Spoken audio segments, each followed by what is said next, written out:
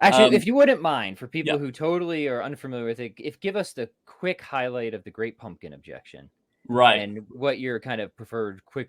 I know you've done a lot on this before, obviously elsewhere, but if you wouldn't mind, that's just such a Yeah. and Yeah. also So, because I have literally this virtual background's messing me up here. The oh, Great there we Pumpkin. go. I The got Great the Great Pumpkin. Pumpkin right here, so we're I ready actually for it. Yep. mentioned him the other day in class talking about irrational beliefs, and I picked that one to pick on. Yeah. Um, yeah, so Plantinga basically says that if God exists, we can know that he exists, all right, apart from argument, right? Hey, here's one way, not the only way, but one way to talk about that. Let's say if God exists and he's created in us a faculty or perhaps faculties, various cognitive faculties or systems.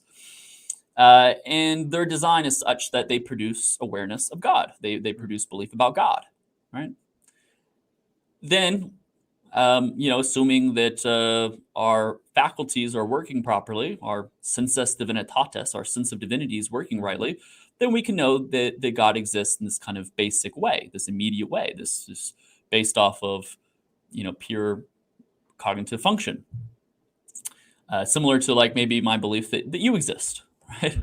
I see you and I hear you talking. I just form this belief that you exist. It's not like I'm making inferences here. Right. So Great Pumpkin basically says, okay, well, can't we just say that like about Anything. like everything, right? Uh-huh. Like what about like really irrational beliefs? Like maybe the Great Pumpkin exists from Charlie Brown, where this giant pumpkin comes to visit a pumpkin patch every Halloween, right?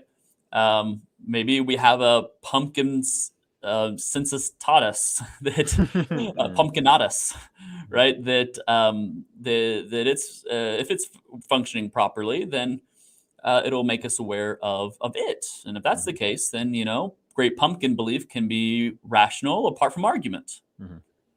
That's the sort of objection. There's various different responses. One response just might be like, okay, so what? You've stated a conditional. If that conditional is the case, then what follows would be, this entailment. Okay, great. I can consent to that, but also think that the conditional doesn't actually Right. hold true. One approach that Plantinga takes that's is quite unique is I don't know if you've ever seen the Craig debate where it's Craig going against Atkins.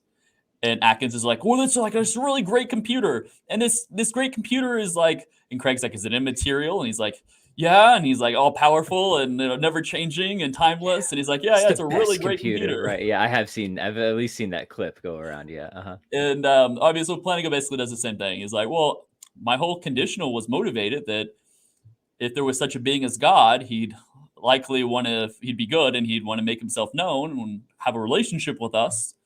And he had a vested interest in us, and he'd be powerful enough to develop he'd be responsible for developing our faculties, and he'd be able to give us a sensus divinitatis.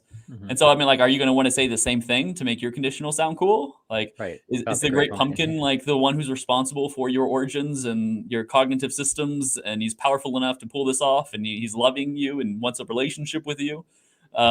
And if so, then he's like, okay, well, great. It just sounds like theism. It's just, your theism's like more invested into pumpkins for whatever reason. Yeah, yeah, that's good. Cool.